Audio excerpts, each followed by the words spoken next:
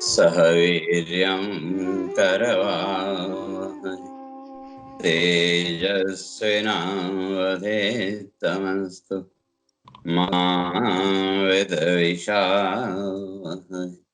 ॐ शान्ति शान्ति शान्तिः। शङ्करं शङ्कराचार्यं केशवं बादरायणं सूत्रभाष्य कृतौ वन्दे भगवन्तौ पुनः पुनः। ईश्वरो गुरुरात्मेति मूर्तिभेदविभागिने व्योमवद्व्याप्तदेहाय दक्षिणामूर्तये नमः। ॐ शान्ति शान्ति शान्तिः।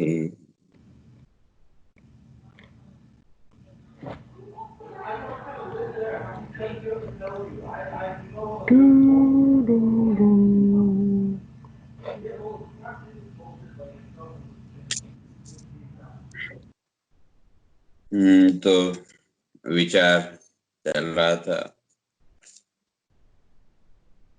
सत्य और असत्य, इन दोनों की बात भगवान स्पष्ट करते आ रहे थे कि जो सत्य है, सत्य का अर्थ जिसका सेल्फ एग्जिस्टेंस है, अर्थात जिसको स्वयं को प्रमाणित करने के लिए किसी दूसरे प्रमाण की जरूरत न पड़े, तो वो सत्य। और जिसको बताने के लिए हमको किसी न किसी दूसरे माध्यम की जरूरत पड़े, तो वो असत्य। इसलिए इस संसार में दो ही वस्तुएं हैं, एक दृश्य और एक दृष्टा। दृष्टा का अर्थ देखने वाला, या उसी को विटनेस भी हम कह लें, साक्षी। और दूसरा दिखने वाला। तो जो कुछ भी दिखने वाला है वो सब डिस्ट्रॉयबल है, विनाशी है, नाशवान है। और जो देखने वाला है वो अविनाशी, अनडिस्ट्रॉयबल। तो इसलिए इस संसार में केवल दो ही वस्तुएं, दो ही पदार्थ हैं, एक दृश्य और दूसरा दृष्टा। इन दो के अतिरिक्त और कुछ इस संसार में है ही नहीं। तो इसलिए भगवान इस बात को स्पष्ट करके आए थे कि जिसकी सत्ता है उसका कभी नाश नहीं हो सकता, और जिसकी अपनी कोई स्वतंत्र सत्ता है ही नहीं, वो कभी हो नहीं सकती। अर्थात जिसकी अपने कोई स्वतंत्र, जिसका अपना सेल्फ एग्जिस्टेंस है ही नहीं, जो किसी दूसरे एग्जिस्टेंस पर डिपेंड है, तो वो वस्तुएं, वो पदार्थ, वो थोड़ी देर की प्रतीति कहें या फीलिंग कहें, उसके अतिरिक्त और कुछ नहीं। तो ये जो निश्चय है, जो हमारे जो ऋषि हैं, उन ऋषियों ने जीवन भर की साधना तपस्या के द्वारा वो इस निश्चय पर पहुंचे। और जितने भी शास्त्रीय प्रक्रिया, शास्त्र भी वही कहता है। तो कहने का तात्पर्य कि विचार करते करते, चिंतन करते करते व्यक्ति के अंदर जिस दिन यह निश्चय दृढ़ हो जाएगा कि जो दृष्टा अर्थात मैं, बचपन से लेकर के आज तक जो कुछ भी जीवन में आया, सुख दुख, अच्छा बुरा, जो कुछ भी है, उन सबको जो देखने वाला वो कौन? वो मैं कहना पड़ेगा। और ये सारे दृश्य तो समय के साथ बदलते गए, लेकिन जो देखने वाला है वो नहीं बदला। तो इसी बात को भगवान अब आगे स्पष्ट करते हैं, इसलिए पहले क्या है कि उभयोरपि दृष्टोऽन्तः। तो ये जो दोनों हैं, सत और असत, तो इन दोनों का जो निश्चय किस रूप में, कि भाई जिसकी सत्ता है उसका नाश हो नहीं सकता, और जिसकी अपनी स्वतंत्र कोई सत्ता है ही नहीं, वो वस्तु रहे या न रहे फर्क क्या पड़ता है। बचपन से लेकर के आज तक जितनी भी वस्तुएं जीवन में आई, जो कुछ भी जीवन में आया, आज वो वस्तुएं नहीं हैं, वो पदार्थ नहीं हैं, लेकिन फिर भी जीवन की स्थिति में क्या अंतर पड़ा।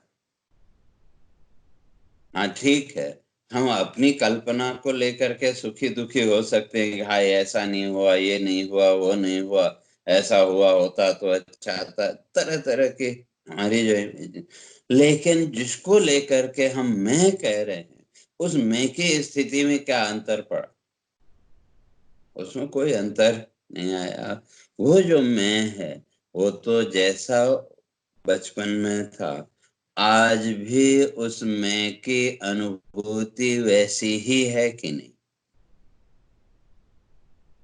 तो इसलिए ऋषि कहते हैं कि भाई, ऋषि ने इस बात को स्पष्ट किया कि भाई एक इटरनल है। अब चाहे उसको आत्मा कहें, मैं कहें, या ब्रह्म कह लें, और ये जो कुछ भी दिख रहा है, ये दिखने वाली सारी वस्तुएं ये नाशवान है, चाहे वो ये शरीर हो, दूसरी वस्तुएं, लेकिन इनको जो देखने वाला वो इटरनल है, उसका कभी नाश नहीं होता। तो उसी बात को आगे भगवान स्पष्ट करते हैं, अविनाशी तु तद्विद्धि येन सर्वमिदं ततं, विनाशम अव्ययस्यास्य न कश्चित् कर्तुमर्हति। कहते हैं अविनाशी तु तद्विद्धि येन सर्वम इदं ततम्। तो वो जो जगत है, ये सारा संसार, इस संसार को बताने के लिए हमारे पास केवल दो शब्द हैं, जो हमारी आंखों के सामने है, जो हमारे प्रत्यक्ष है, उसके लिए यह, और जो प्रत्यक्ष नहीं है उसके लिए वह, दिस एंड दैट। जो हमारे सामने है, हमारे आसपास में है, तो उसके लिए दिस, यह, और जो हमारे आसपास नहीं है, सामने नहीं है, उसके लिए वह, दैट। तो ये दो ही शब्द हमारे पास हैं। तो ये सारा का सारा यह और वह, दिस और दैट का हमारा जितना भी व्यवहार है, ये किसके होने से है।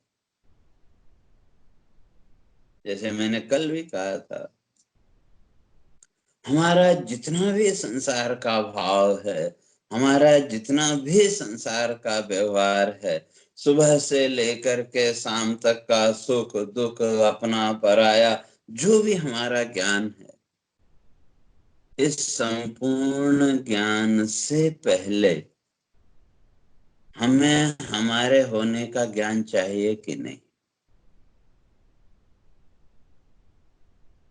अगर हमको अपने होने का ही ज्ञान न हो, सेल्फ एग्जिस्टेंस की ही अगर हमको नॉलेज न हो, तो संसार की किसी भी वस्तु का ज्ञान संभव है ही नहीं। इसलिए जितना भी हमारा ज्ञान है, सुबह से लेकर के शाम तक का कहें, या बचपन से लेकर के आज तक का जितना भी ज्ञान है, इस सारे ज्ञान से पहले अपने होने का ज्ञान, सेल्फ एग्जिस्टेंस की नॉलेज वो इम्पोर्टेंट है। उसके बिना ये कुछ भी नहीं हो सकता। और ये संसार का जितना भी ज्ञान है, ये मैंने पहले भी स्पष्ट कहा, ये तो प्रकट हुआ और नष्ट हुआ। क्योंकि संसार का जितना भी ज्ञान है वो त्रिआयामी है, 3 डायमेंशनल, 3 टुकड़ों में बटा हुआ, या यूं कहें कि उसके 3 स्टेप। संसार का हमारा जितना भी ज्ञान है वो इन 3 स्टेप में बटा हुआ है। लेकिन अपने होने का जो ज्ञान है वहां कोई स्टेप नहीं है, उसके लिए वो कोई प्रोसेस की जरूरत नहीं पड़ती। तो संसार का हमारा जितना भी ज्ञान है वो सारा का सारा ज्ञान ये 3 स्टेप में। कोई भी वस्तु जब आपके सामने आई, एक पेन है, हम उसको कहते हैं भाई ये पेन है, लेकिन ये पेन है हमको कब पता लगा? 3rd स्टेज में। क्योंकि कोई भी वस्तु जब हमारी इंद्रियों के संपर्क में आई, हाथ, कान, नाक, पैर आदि जो भी हमारी इंद्रियां हैं, ज्ञान इंद्रिय, कर्म इंद्रिय, इनके संपर्क में जब कोई वस्तु आई तो सबसे पहले हमारी जो ज्ञान वृत्ति है वो क्या बनी? इदम किंचित, यह कुछ है, समथिंग इज दिस, यह कुछ है, समथिंग कुछ है, क्या है पता नहीं। जैसे यूं समझो, कभी कभी आप अपने कमरे में कोई वस्तु आपने एक कोने में रखी और आप सो गए, और अचानक रात को आपकी आंख खुली, और आंख खुलते ही सबसे पहले जो दृष्टि है वो पड़ी वो सामने जो कोने में वस्तु आपने रखी,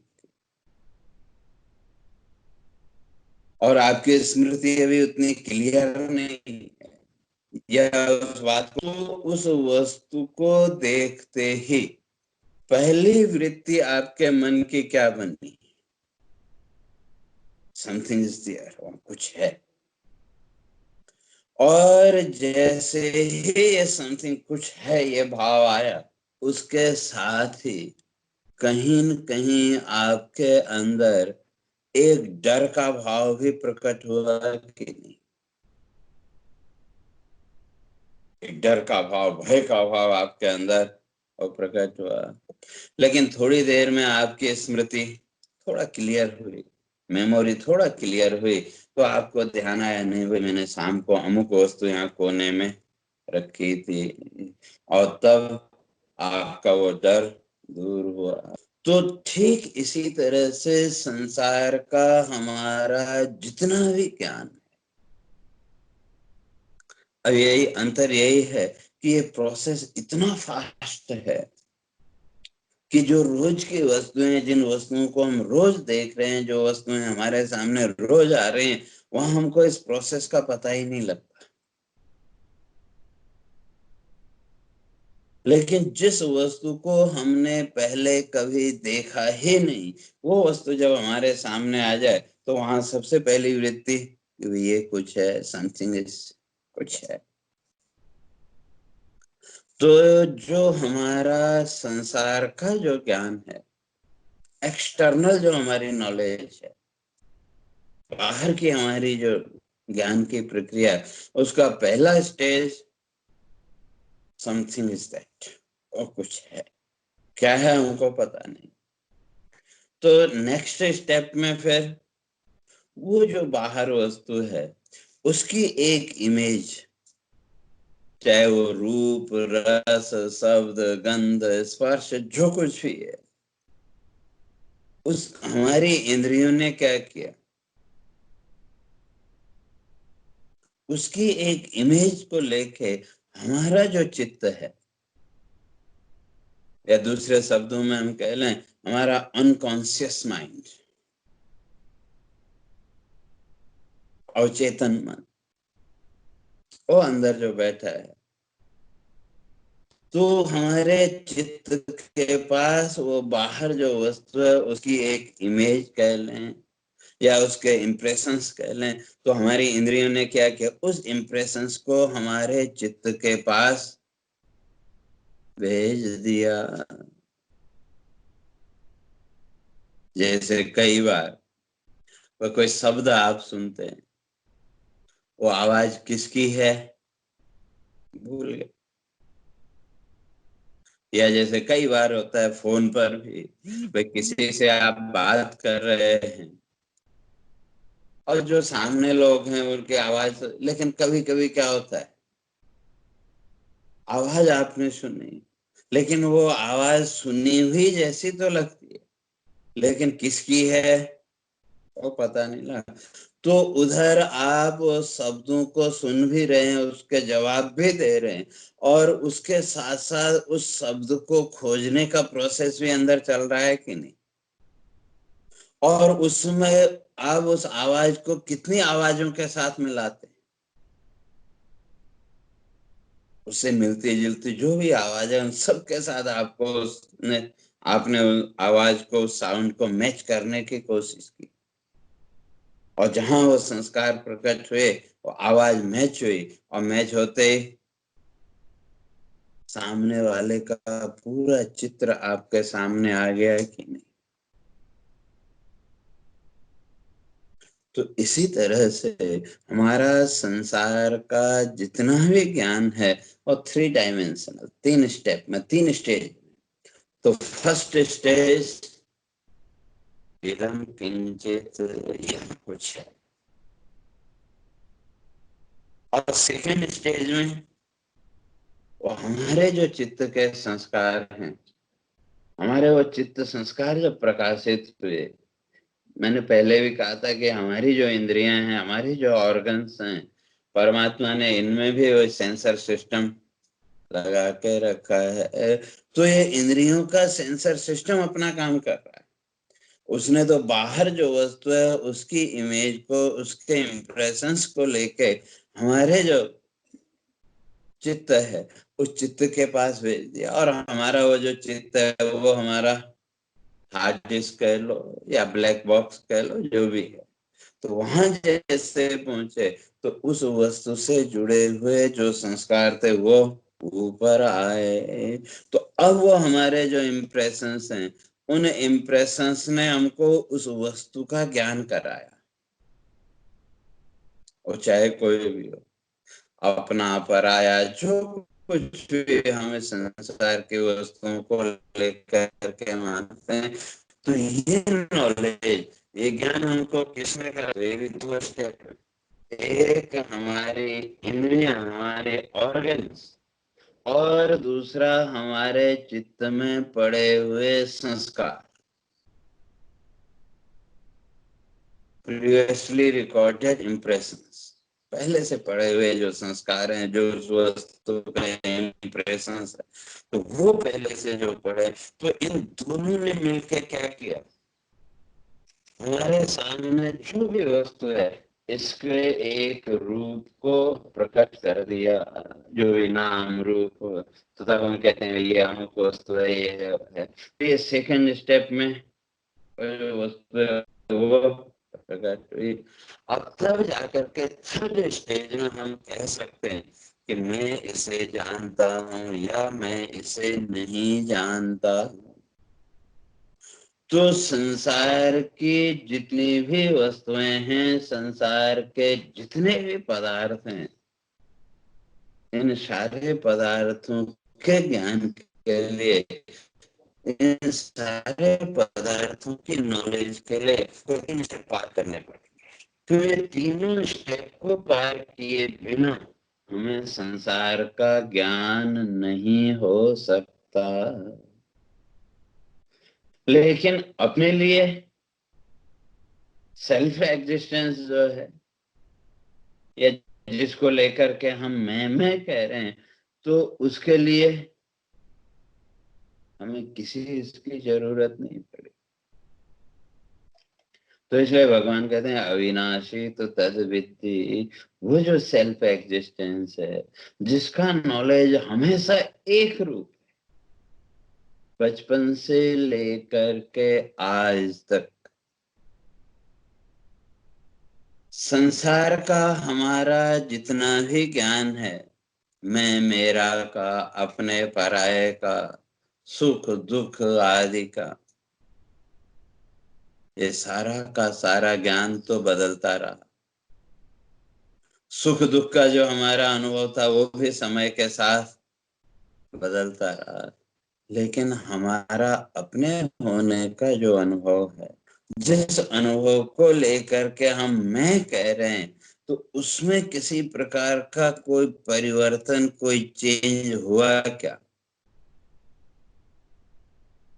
हमारा वो जो मैं का भाव है वो वही है। हाँ ठीक है, जब हम संसार के साथ जुड़े, संसार के प्रोजेक्शंस को अपने ऊपर जब मोड़ लिया और बाहरी प्रोजेक्शंस को जब हमने अपने ऊपर प्रोजेक्ट किया, तो तब तो फिर हमारा वो ज्ञान का रूप बदल गया। ये हम, मैं ये हूँ, मैं वो हूँ, वहां वो बदलता रहा।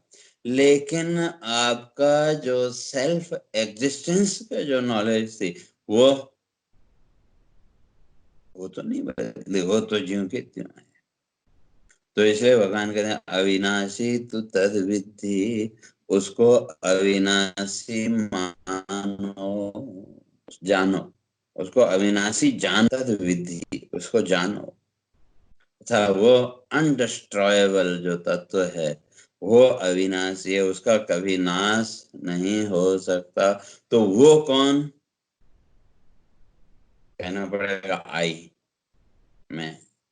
अर्थात जो हमारे अपने होने का जो अनुभव है, सेल्फ एग्जिस्टेंस की जो अनुभूति है, सेल्फ एग्जिस्टेंस का जो एक्सपीरियंस, वो कभी भी नष्ट होने वाला नहीं है।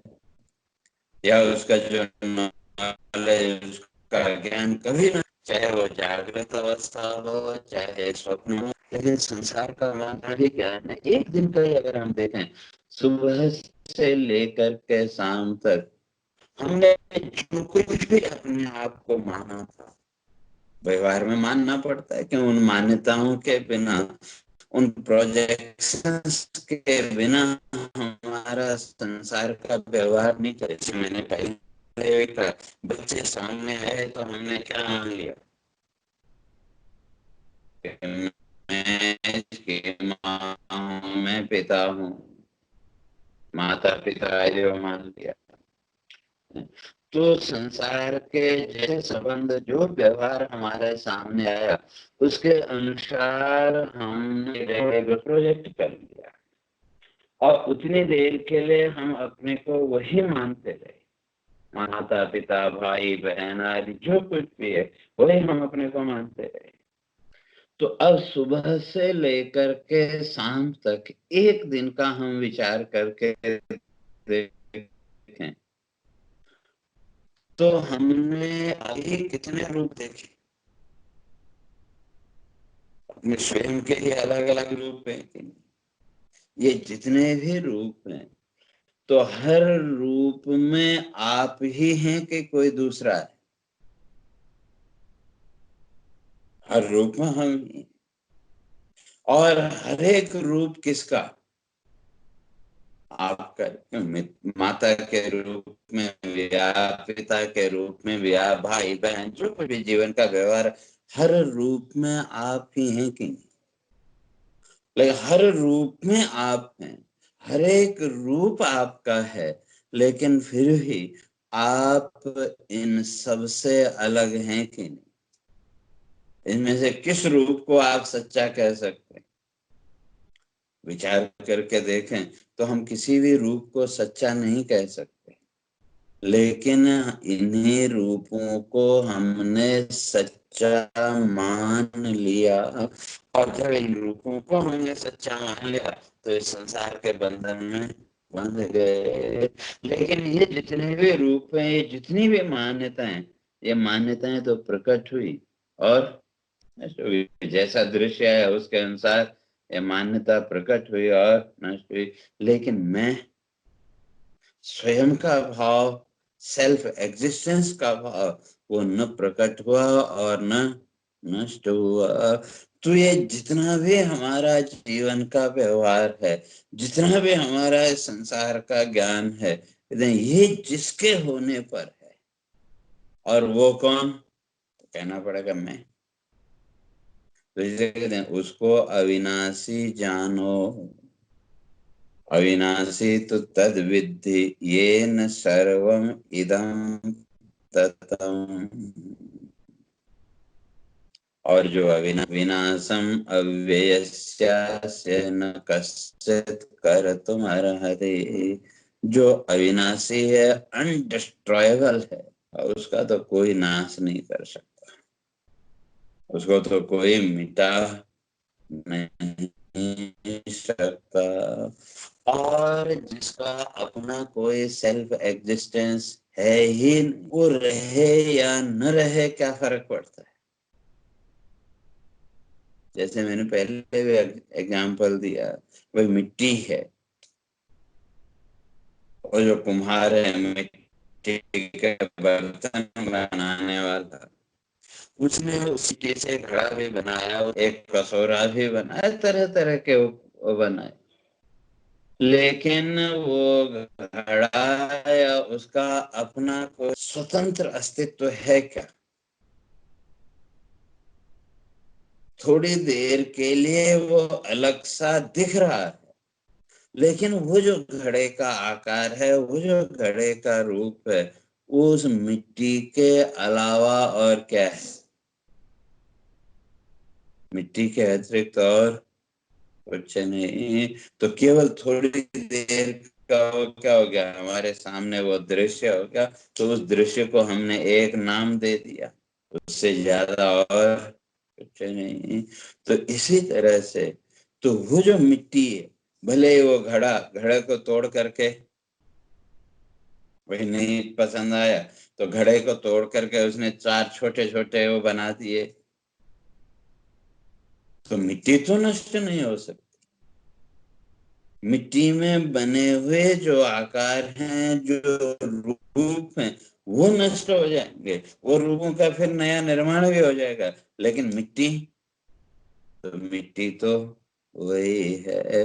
तो इसी तरह से ये जितना भी हमारा संसार है, या हमारा जितना भी ये संसार भाव है, कहते हैं जिसके होने से अविनाशी तो तद विद्धि, उस तत्व को अविनाशी समझो, उस तत्व को अविनाशी जानो।